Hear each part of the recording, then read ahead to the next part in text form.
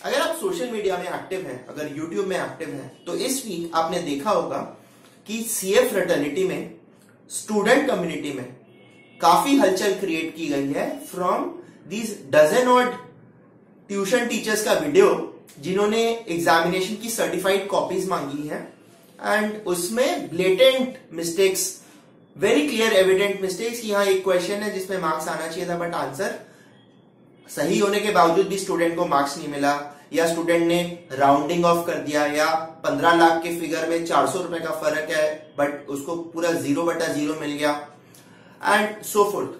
And एक teacher ने यह भी कहा कि सेक्शन 8 ऑफ द आरटीआई के अंडर इंस्टीट्यूट अपना मार्किंग स्कीम क्यों नहीं जारी करता, why are they hiding under the cover of secrecy, की इसमें ऐसा क्या कॉन्फिडेंशियल है, आप अपना मार्किंग स्कीम क्यों नहीं इसको इशू कर देते।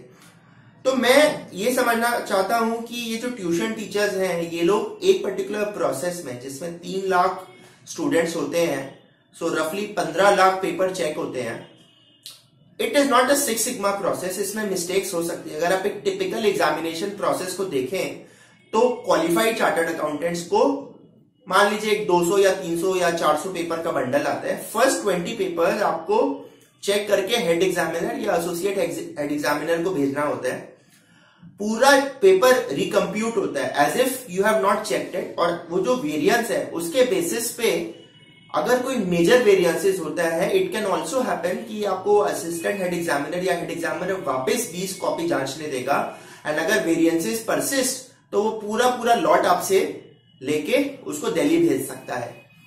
Plus on a sample basis the totalling is checked at the ICI headquarters and कुछ कॉपीज को आजकल डिजिटल फॉर्मेट में भी चेक किया जा रहा है। सो मिस्टेक्स होंगी, मैं ये नहीं बोलना चाहता कि मिस्टेक्स होना सही है, बट क्या mistakes in the examination process ये जाहिर करती है कि सिर्फ मिस्टेक्स होती है? तो ऐसा क्यों नहीं होता कि कुछ लोग रैंक होल्डर्स होते हैं, कुछ फर्स्ट अटेम्प्ट में पास होते हैं, बहुत क्लियर है कि ये लोग रैंक होल्डर्स या फर्स्ट अटेम्प्ट में पास होते हैं, तो इनके साथ ऐसा क्यों नहीं होता? रही बात लक की, तो आप कोई सर्जरी भी करेंगे तो उसमें लक रहेगा, कोई डॉक्टर हो सकता है मिस्टेक्स कर सके। अगेन मैं ये नहीं कह रहा कि एग्जामिनेशन प्रोसेस फुल प्रूफ है, बट देन ये इतना भी पुअर नहीं है कि जितना इसको ब्लोन आउट ऑफ प्रपोर्शन कर दिया जा रहा है।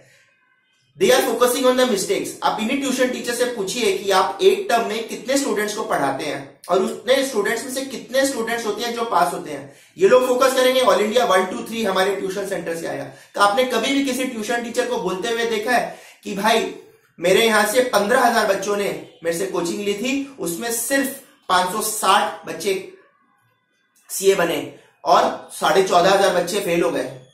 किसी को भी आपने बोलते सुना है? Everyone focuses on their positive, और आप एक इंस्टीट्यूट की बजाने के लिए आप उसको नेगेटिव कर रहे हो। But having said that, examination process में हम लोग क्या इंप्रूवमेंट कर सकते हैं? फर्स्ट ऑफ ऑल, मैं पहले भी इस बारे में वीडियो बना चुका हूं कि सीए इंस्टीट्यूट का एग्जाम आज भी बंदे की मेमोरी को टेस्ट करता है। ये एक आउटडेटेड कॉन्सेप्ट है इन द गूगल एनवायरमेंट जहां सब कुछ ओपन बुक हो जाना चाहिए।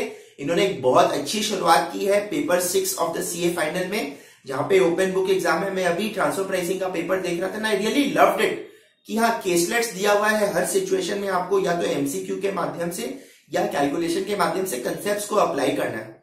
एंड इंटरनेशनली भी यही होता है। अगर आप सीएफए के पेपर्स देखें, सीमा के पेपर्स देखें या सीपीए के पेपर्स देखें, तो इसमें विग्नेट्स होते हैं। विग्नेट्स होते हैं एक पूरा लार्ज सिचुएशन होगा और उसके ऊपर 6 एमसीक्यूज होंगे, और ऐसे 10 सिचुएशंस हो गए तो टोटल 60 एमसीक्यूज हो जाते हैं। सिमिलरली सीपीए के पेपर में आपको एक सिचुएशन दे दिया जाता है और आपके पास बुक रहते हैं और आपको उसमें जो रेलेवेंट प्रोविजंस हैं you have to find. So that's like a task based simulation, TBS बोलते हैं। तो वो एमसीक्यू और टीबीएस के माध्यम से आपकी कैपेबिलिटी को चेक करते हैं। तो यहां पे इतना एक रैंडम हैप्पैजार्ड मेमोरी बेस्ड पेपर क्यों होता है? दूसरा, why do you allow the student, अगर आप बताएं कि स्टूडेंट को इतना दूध का धुला नहीं होता, मैंने प्रोसेस में देखा है, क्वेश्चन नंबर 1A यहां करेगा, फिर 6 पन्ने घुमा के बाद उसमें काट देगा, फिर 2C करेगा, फिर वो 4A करेगा, फिर वो जाके 1B कर देगा, एंड ऐसे करके वो पूरा रैंडमली अनस्ट्रक्चर्ड तरीके से पूरा पेपर सॉल्व करता है। आधे स्टूडेंट्स या बहुत सारे स्टूडेंट्स की हैंडराइटिंग समझने लायक नहीं होती है।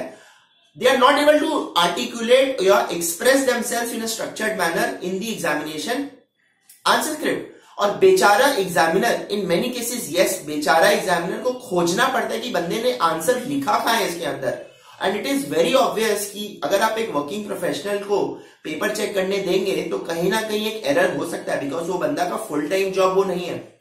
सो ऑल्टरनेटिव आप आईसीएसई या सीबीएसई, जैसे किसी ट्यूशन टीचर्स ने बात कर रहे थे, आप उनके जैसे करिए कि आप एग्जामिनर्स अपॉइंट करिए, हॉल्स भाड़े पे लीजिए और आप एग्जामिनर को लेके आइए, बोले कि पूरा दिन आपको यहीं बैठ के पेपर चेक करना है। तो फिर ये सिचुएशंस नहीं होंगी कि डीटीसी की बसों में लोग पेपर चेक कर रहे हैं या लोग अपने आर्टिकल या अपने वाइफ से पेपर चेक करा रहे हैं। आपको वहां जाना है, आपको एक पेपर का 100-110 रुपया मिलता है। ऑन एन एवरेज आप 1 घंटे में 3 से 4 पेपर चेक करेंगे, आप 8 घंटे काम करिए, आपको उस दिन के 2,500-3 हजार रुपए मिल जाए। So not a bad idea, because there are lot of qualified people in India जिनके लिए 2-3 हजार रुपए per day is a lot of money. तो आप उस हिसाब से इस प्रोसेस को स्ट्रीमलाइन करिए, एमसीक्यूज लाइए या आप टैब बेस्ड करिए। आप बताएं कि 3 लाख आपके पास स्टूडेंट्स हैं, कैट वाला भी तो 1.5 से 2 लाख स्टूडेंट्स लेता है, वो एक अडेप्टिव टेस्ट जनरेट करके उसने एक प्रोफेशनल एजेंसी के साथ टाई अप करके spread over a period of time complete MCQ करता है। एंड ऐसा नहीं कि कैट का पेपर इजी है, इट इज इक्वली टफ। आप ऐसा क्यों नहीं करते? प्लस आप सिस्टम में बर्डन क्यों क्रिएट करते हैं? स्टूडेंट्स, इतने सारे स्टूडेंट्स क्यों क्रिएट करते हैं? इन्वर्टेड स्ट्रक्चर करके इजी एंट्री देके उसको सीए फाइनल पे रोकते हैं। आप ऐसा क्यों नहीं करते कि आप एंट्रेंस एग्जाम में आईआईटी या एम्स या एमबीए या यूपीएससी के जैसे एक स्ट्रिक्ट प्रीलिम कर दें जिसमें substantial number of students eliminate हो जाए, जो सिस्टम में आए क्वालिटी स्टूडेंट्स हो, वो क्वालिटी स्टूडेंट्स को बहुत रीजनेबल एश्योरेंस है कि यहाँ ओवर द प्रोसेस वो सीए बन जाएंगे। यहाँ पे कि आप इन्वर्टेड स्ट्रक्चर में सबको सिस्टम में घुसा लेंगे ताकि आपके सीए फर्म्स को आर्टिकल्स की चीप सप्लाई मिल रहे, और सब्सिक्वेंटली 5 साल बाद उस सिस्टम में इतने सारे स्टूडेंट्स हो जाते हैं, आप नंबर ऑफ अटेम्प्ट्स को कैप नहीं कर रहे। आप कर दीजिए कि हाँ मैक्सिमम 6 अटेम्प्ट्स इन सीए फाइनल। आप एज को कर्टेल कर दीजिए कि हाँ 32 एंड बियॉन्ड आप नहीं दे सकते, जस्ट लाइक यूपीएससी।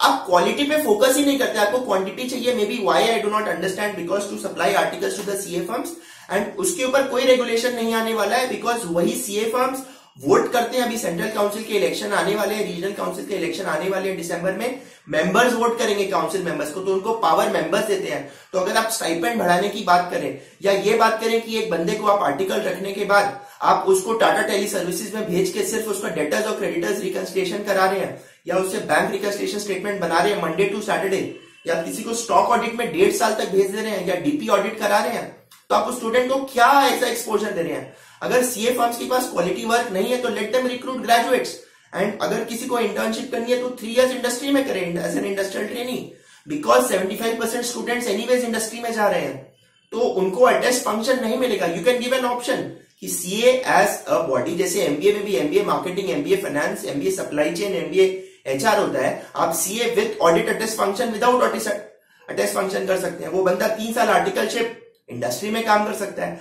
आप क्यों एक इन्वर्टेड स्ट्रक्चर क्रिएट करके लाखों स्टूडेंट्स को सिस्टम में ले आ रहे हैं और फिर उनकी लाइफ के साथ आप एक नॉन स्टैंडर्डाइज स्ट्रक्चर कर रहे हैं? थोड़ा बहुत एरर होगा, डेफिनेटली होगा।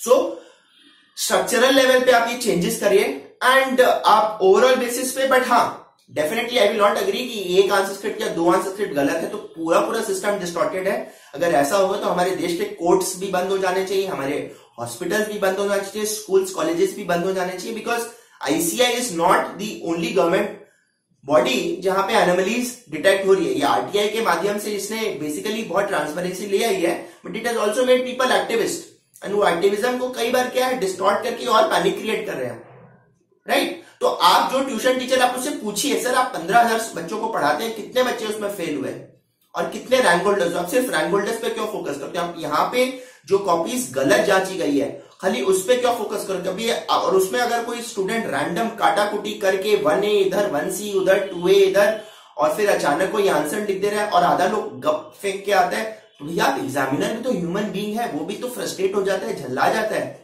या तो आप उसको पूरा अडेप्टिव टेस्ट एमसीक्यू बेसिस करिए या आपको वो ह्यूमन टॉलरेंस करना पड़ेगा।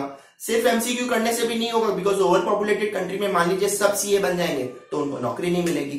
तो it's a very difficult question. मतलब व्हेन यू से कि these are the things that I want from ICI as a reform major, तो वो बहुत डिफिकल्ट है। आई मीन आप बोलेंगे कि एक एग्जामिनर है, वो पेपर चेक कर रहा है, वो हर आंसर में जैसे 2 दिया है तो ही राइट्स अ राइट। एक ट्यूशन टीचर का ये सजेशन था कि ही राइट्स दी रैशनल कि उसने 1 या 2 या 1.5 क्यों दिया है। You know how much time that is going to take to complete that process. अगर वो हर पे एक पूरा एक डिटेल्ड नोटशीट बनाने लगे कि हाँ मैंने क्वेश्चन नंबर 4A पे इसको 2.5 नंबर ही क्यों दिए हैं, you have to trust that person. हाँ, अगर आप वो उसको मिसयूज कर रहा है, खुद चेक नहीं कर रहा है, सब्सिक्वेंटली किसी और से चेक करा रहे हैं, you can have simple systems कि सपोज वो कैमरा के माध्यम से he can have a live, he has to check the papers and that footage has to be created from his home जो इंस्टीट्यूट में रिले होगा। हमने भी ऐसा बहुत सारा सॉफ्टवेयर मैकेनिज्म किया है where we allow people to work from home, but with the help of software we ensure that they are working। जो मेरी वाइफ का स्टार्टअप है CA job portal, so that is possible। आपको technology को implement करके system को streamline करना है फ्रेंड्स। तो यही मैं बोलना चाहता हूं, और इसके ऊपर आपका क्या व्यूज है आप प्लीज मुझे शेयर करिए, बिकॉज आपके व्यूज से मैं खुद बहुत कुछ सीखता हूं। So thank you so much for watching, all the best, bye bye.